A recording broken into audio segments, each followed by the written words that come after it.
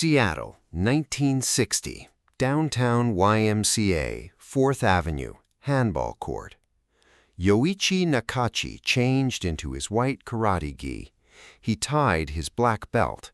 He had earned that belt twice, once in karate, once in judo. He was prepared. He had been waiting for this for weeks. Bruce Lee walked in wearing street clothes. Ed Hart looked at his watch. Jesse Glover stood in the center as a referee. There were 7 people in the room. Okay, begin. For a second, neither man moved. Then, Yoichi kicked. Bruce deflected, closed in, punched, kept punching, straight blasting. Yoichi hit the wall. Bruce kept right on top of him. Yoichi's face turned into a mass of blood. He tried to get away. Bruce didn't let him. Yoichi started to drop. Bruce kicked him in the head as he was going down. Yoichi flew and hit the floor and did not get up. Ed Hart stopped the watch. When Yoichi regained consciousness, he looked up at Ed Hart and asked, "How long did it take him to defeat me?" Hart knew the answer. He had been timing the fight. He looked at this man lying on the floor, black belts in 2 disciplines, weeks of preparation, all of it over before anyone in the room had time to think, and he did not have the heart to say the number. He doubled it. 22 seconds, Hart said. Yoichi groaned, "Ah," and fell back unconscious. The actual time was 11 seconds.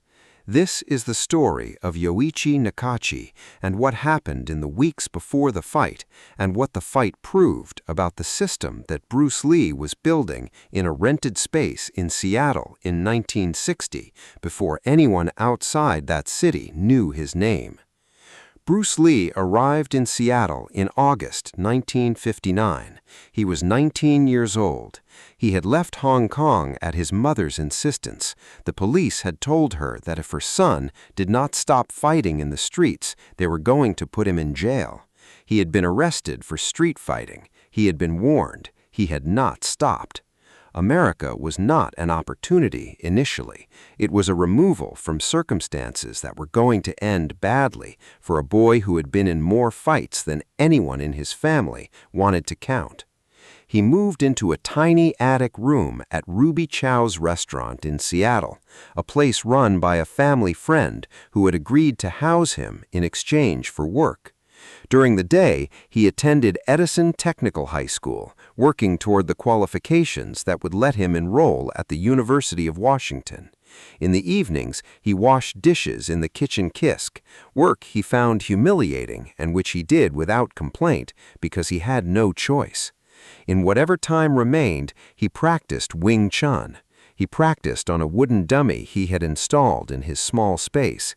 He practiced the chain punch against walls and surfaces. He practiced the footwork in the corridor outside his room. He was in a foreign country with limited money and no connections, and the system he had been building since he was 13 was the only thing that was entirely his. In August 1959, he gave a demonstration at Seattle's Seafair exhibition. Jesse Glover was in the audience.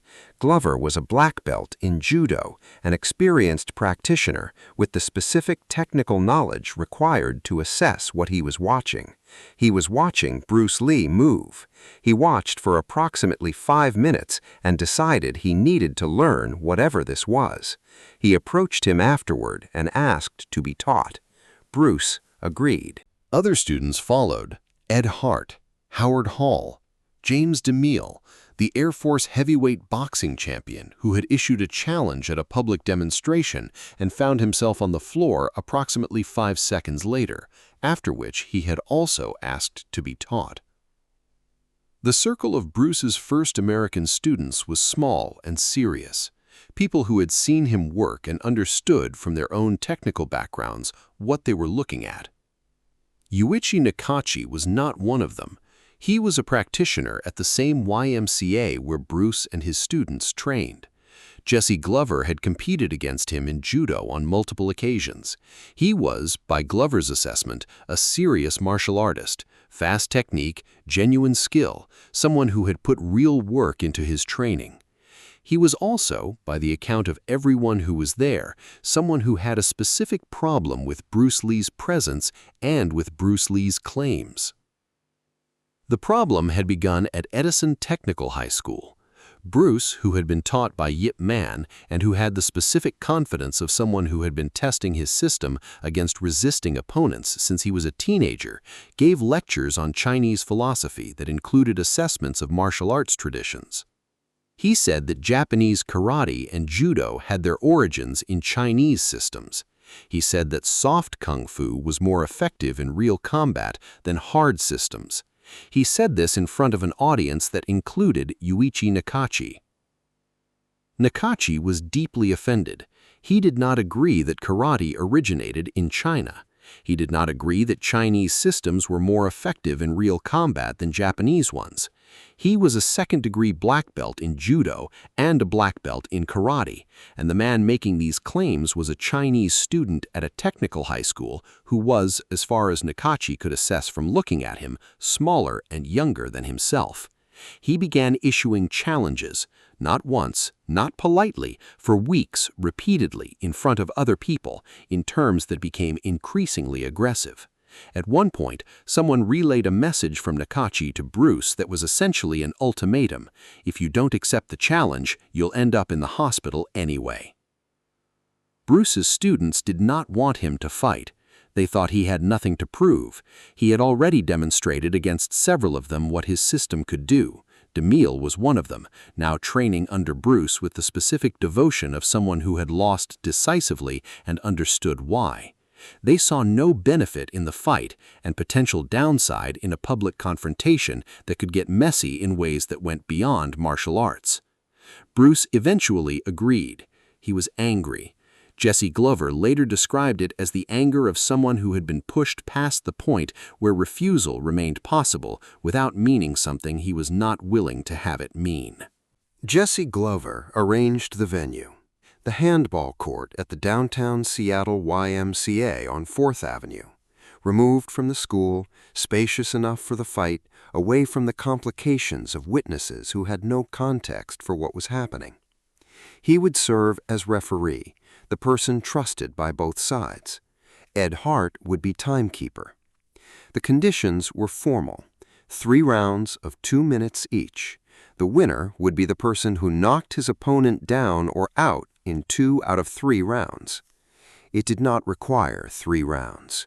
It did not require 2 rounds. It did not require 2 minutes of 1 round. Nakachi arrived in his karate gi and tied his black belt. He assumed his karate stance when Glover gave the signal. Bruce stood in street clothes, the same clothes he had come in, no gi, no preparation ritual, just standing there looking at a man who had spent weeks making this happen. Ed Hart looked at his watch. Okay, begin. Nakachi kicked, front kick, aimed at Bruce's midsection, a technique he had trained for years, one of the cleaner weapons in his arsenal, delivered with the confidence of someone who had landed it on opponents before. Bruce deflected the kick.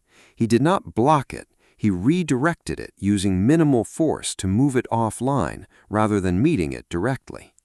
This was Wing Chun principle. Intercept, don't block.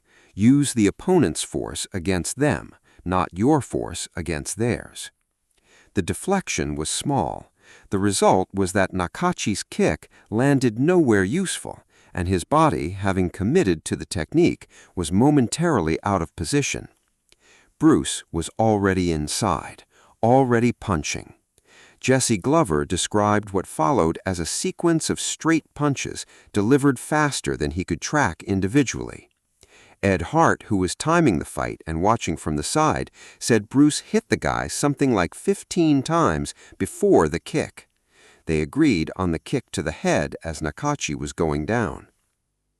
Hart stated the fight lasted exactly 11 seconds. I know because I was the timekeeper, and Bruce had hit the guy something like 15 times and kicked him once. Bruce hit Yoichi with a flurry of punches, then kicked him in the head, knocked him out cold, and fractured his skull. Yoichi ended up in the hospital. Jesse Glover described standing there staring at Nakachi on the floor, absolutely dumbfounded. The other people in the room, the small group of witnesses who had come to watch a 3-round fight, stood in silence. The guys got together and dragged the karate guy over to a wall and sort of leaned him up against it. They didn't think it was a good idea to try to stand him up. When Nakachi's eyes opened and he asked how long it had taken, Ed Hart made the decision that nobody had told him to make. He looked at the man on the floor. He thought about the weeks of challenges. He thought about the black belts. He thought about what it meant to be lying against a wall in a handball court, having just been put there in the time it takes to exhale. He said, 22 seconds. The guy groaned, "Ah," and fell back unconscious again. The actual number was 11. Bruce Lee wrote about the fight himself. Matthew Polly, in his biography, found a note that Bruce had written after the match and that was later published in Taki Kimura's book, Regards from the Dragon. The note read, "Against karate black belt holder, Shodan, and second-degree black belt in Judo. Place, downtown YMCA, Seattle. Date, 1 November 1960, Tuesday. Result, 1. Knock him down in 13 seconds, couldn't fight anymore." 13 seconds in Bruce's own note, 11 seconds in Ed Hart's account as timekeeper, 22 in what Hart told Nakachi to spare him the full extent of it. The range between these numbers is the range of human documentation, what you count, what you remember, what you tell someone when you are looking at them on the floor. What they agree on is the other measurement. Nakachi couldn't fight anymore. What this fight demonstrated was not simply that Bruce Lee was fast and effective against a specific opponent on a specific day. It demonstrated what the Wing Chun-based system that Bruce was developing actually did when applied against a trained, prepared, committed martial artist who had been pursuing the confrontation for weeks. Nakachi had not rushed into this carelessly. He had time to prepare. He had chosen the conditions. He had put on his gi and tied his belt and stood in his stance. He had thrown his best opening technique. 11 seconds. The specific mechanism, deflect the kick, close in, chain punch to the head, kick as he falls, is the Wing Chun attack sequence executed at the speed that Bruce Lee's training had developed. The chain punch is not complicated.